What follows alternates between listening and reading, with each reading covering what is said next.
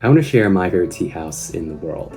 It's on a small remote island called Prince Edward Island, which is the smallest province in Canada. I was in this small room with only 4 tables where an elderly Japanese lady greets you with afternoon tea service using recipes from the 19th century.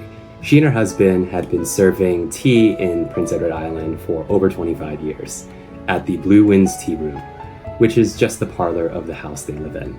They decided in the 1980s to move their entire lives from Osaka, Japan, to this even smaller island so far east that it's an hour ahead of Eastern Standard Time.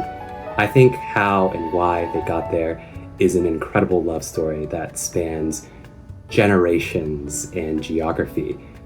Let me tell you about it. It starts with a book published 100 years ago and this author's love for Prince Edward Island. In 1908, Ellen Montgomery publishes Anne of Green Gables, which is the story of how an orphan girl who was mistakenly adopted by an elderly brother and sister. They wanted to adopt a boy for farm labor, but instead they got Anne, who is the opposite of an ideal 19th century girl who's quiet and demure. She instead constantly gets into trouble because she can't stop talking and will blurt out the first thing in her mind. To her, the sun reflecting off a pond isn't just pretty, but it's the lake of shining waters.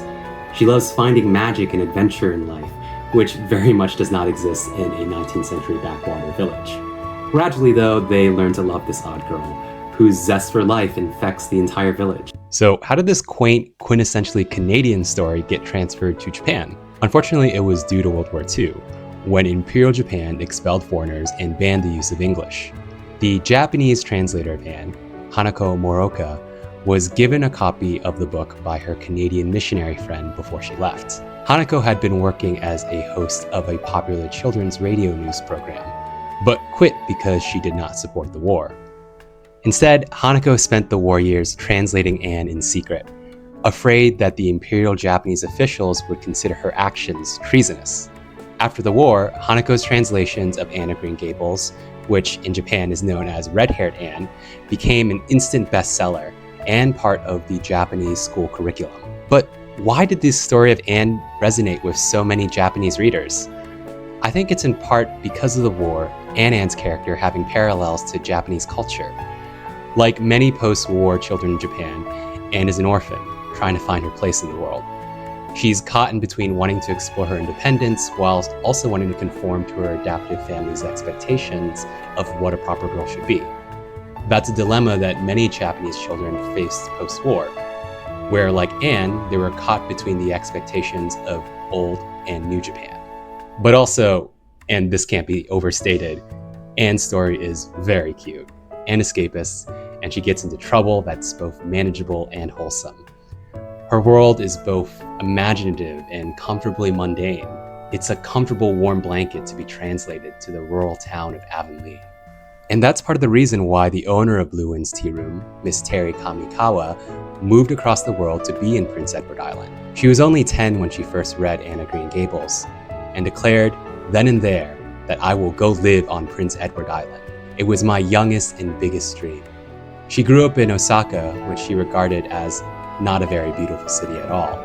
It's so crowded, I always had a longing for the countryside. She and her husband decided to chase her dreams and moved in the 1980s from Japan to Canada. They started Blue Winds Tearoom in 1988, serving desserts and tea from Ellen Montgomery's own recipes and traditional PEI cooking from the late 1800s.